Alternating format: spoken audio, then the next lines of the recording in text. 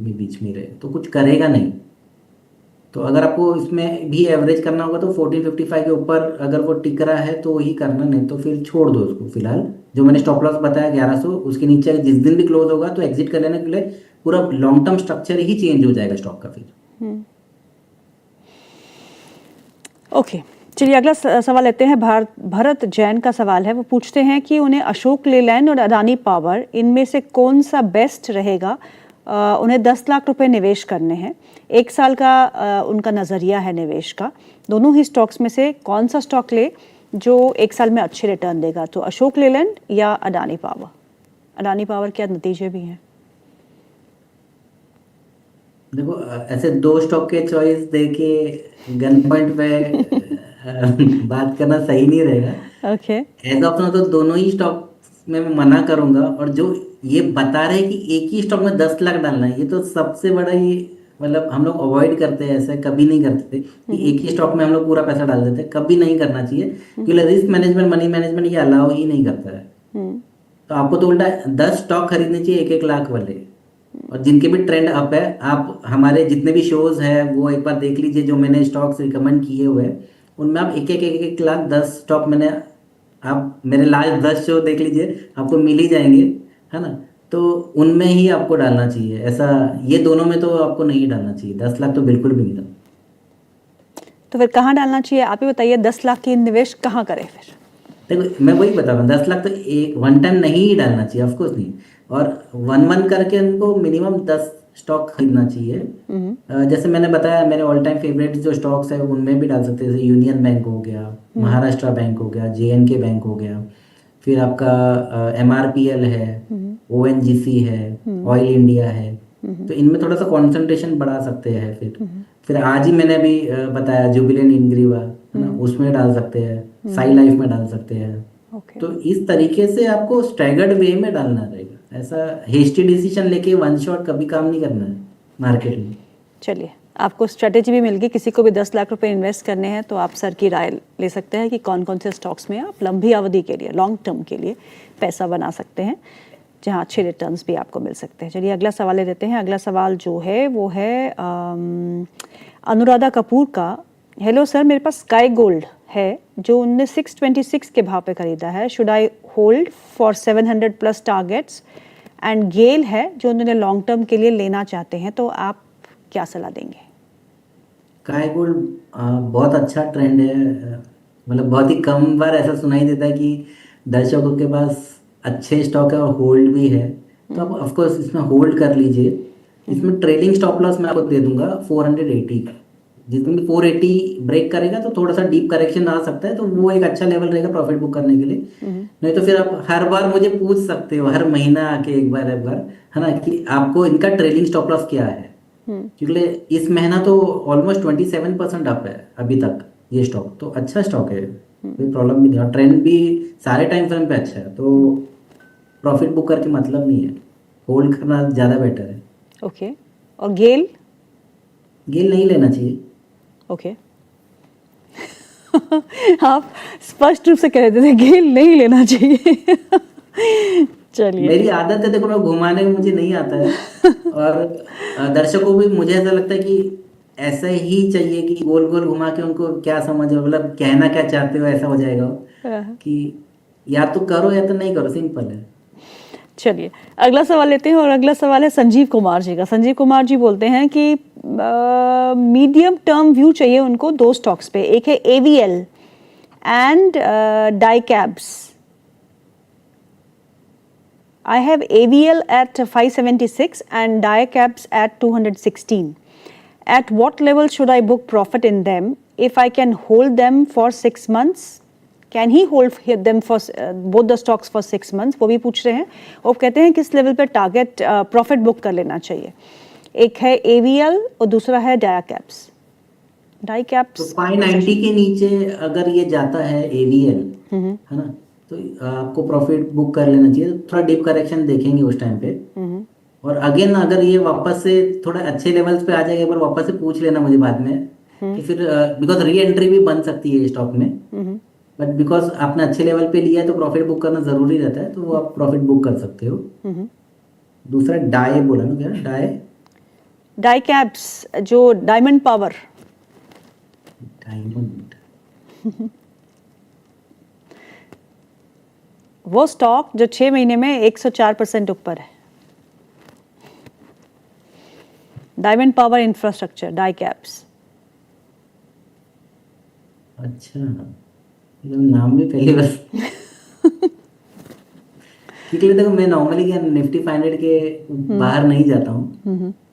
कल के मैंने एनालिसिस करके रखा हुआ है, तो इसका टारगेट मेरे हिसाब से जो दिख रहा है, फर्स्ट टारगेट ऑलरेडी अचीव हो गया मेरा 244 का। ओके और नेक्स्ट टारगेट जो दिख रहा है वो 298 तक का ऊपर में जगह दिख रहा है। ओके। जो पैटर्न बना था इसमें एक कप एंड हैंडल, बड़ा कप एंड हैंडल का ब्रेकआउट आया था वीकली में, तो उसका टारगेट है ये। तो अभी क्या कर सकते हैं, ये 213 का एक ट्रेलिंग स्टॉप लॉस, मतलब 210 ही पकड़ लीजिए राउंड फिगर, 210 के नीचे ब्रेक होता है तो प्रॉफिट बुक कर लेना, नहीं तो आप होल्ड करो। ओके। संगीता कुमारी का सवाल है। संगीता कुमारी जी पूछती है E2E नेटवर्क में टारगेट क्या होगा सर?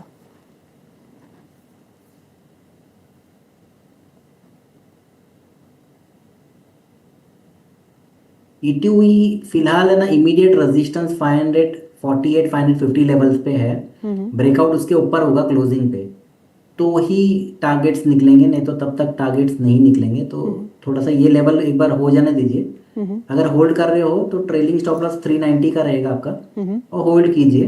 बट नया फ्रेश करने के लिए, बिकॉज अपसाइड अभी थोड़ा सा लिमिटेड है, अगर आपको वो उतना लिमिटेड अपसाइड भी चलेगा, जैसे कि अगर मैं करंट भाव से देखूँ तो 17% आ रहा है वो, जो 548 रेजिस्टेंस में बता रहा था, उतने में कंटेंट हो सकते हो तो आप जरूर ऐड करिए अभी। लगता तो ऐसा ही है क्योंकि उनके पास होगा पहले से। हाँ पहले से है तो होल्ड कीजिए, नया एडिशन अभी इतना छोटा सा 17% के करके मतलब नहीं है।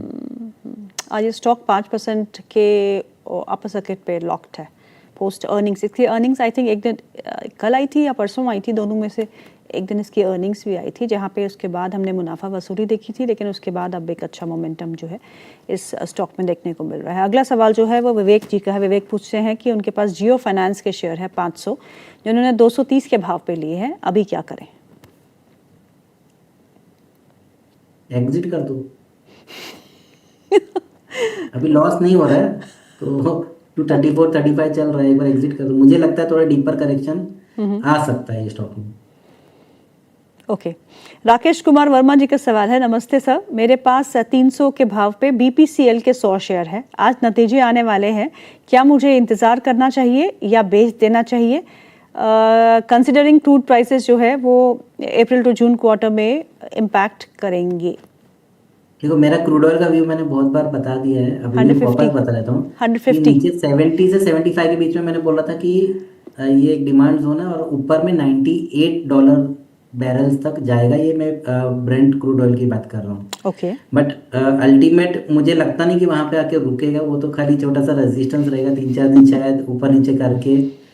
अल्टीमेट मैं तो देख रहा हूँ कि एक बार 110 120 वाले रेंज में घुसेगा, ओके और गलती से अगर 120 के ऊपर क्लोज कर दिया तो मैं खुद भी नहीं चाहता हूँ, है ना, बट अगर वो कर दिया तो फिर बहुत फास्ट ऊपर जाएगा। तो ओके वैसे केस में जो BPCL HPCL या फिर वैसी कंपनियां जो क्रूड ऑयल ऊपर जाने से उनको नुकसान होता है, तो वो कंपनी में आप देखेंगे कि ज़्यादा पैसा नहीं बन सकता है।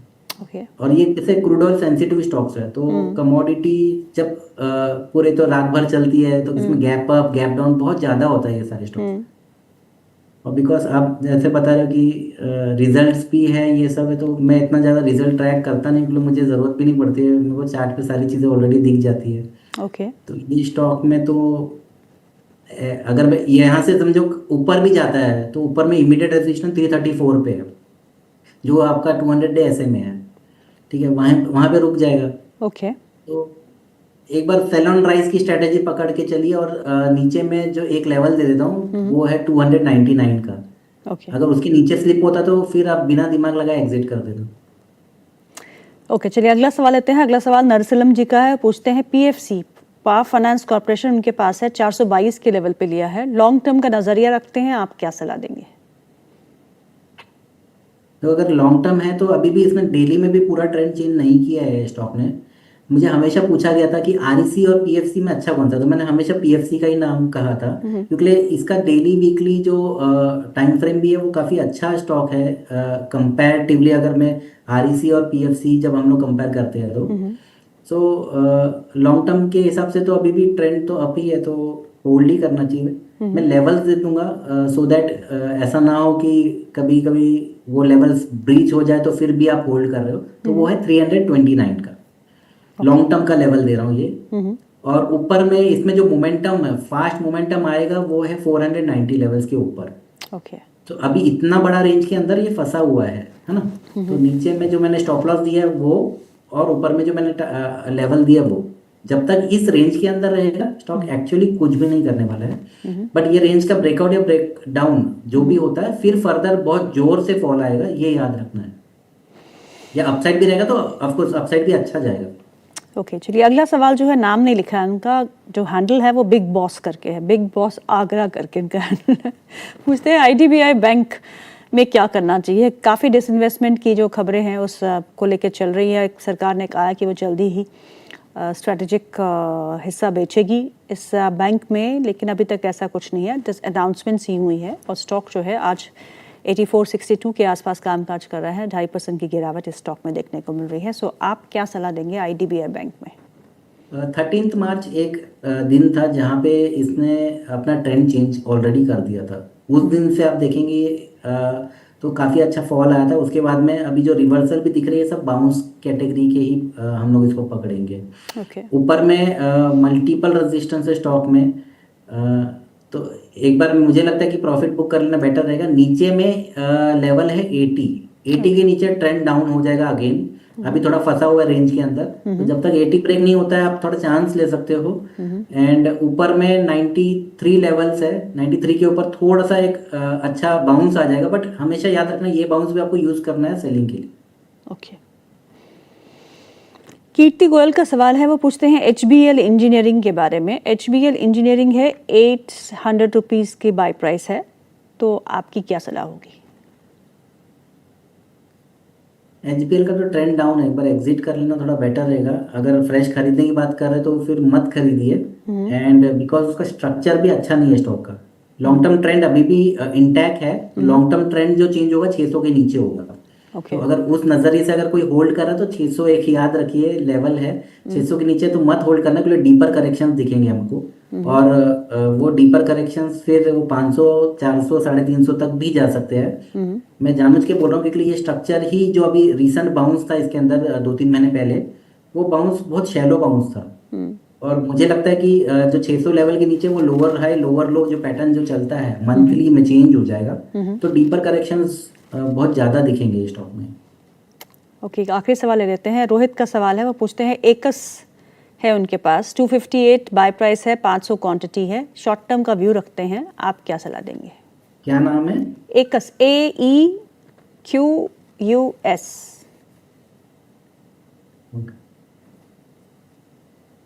इसमें तो आई थिंक ये रिसेंट लिस्टिंग है, दिसंबर में ही लिस्ट हुआ था 2025 में। मंथली में स्टॉक अपना शूटिंग स्टार टाइप का एक पैटर्न बना रहा है। तो 226 के नीचे ये एक्टिव हो जाएगा पैटर्न, तो एक बार 226 लेवल पकड़ के चलिए, उसके नीचे एग्जिट कर देना।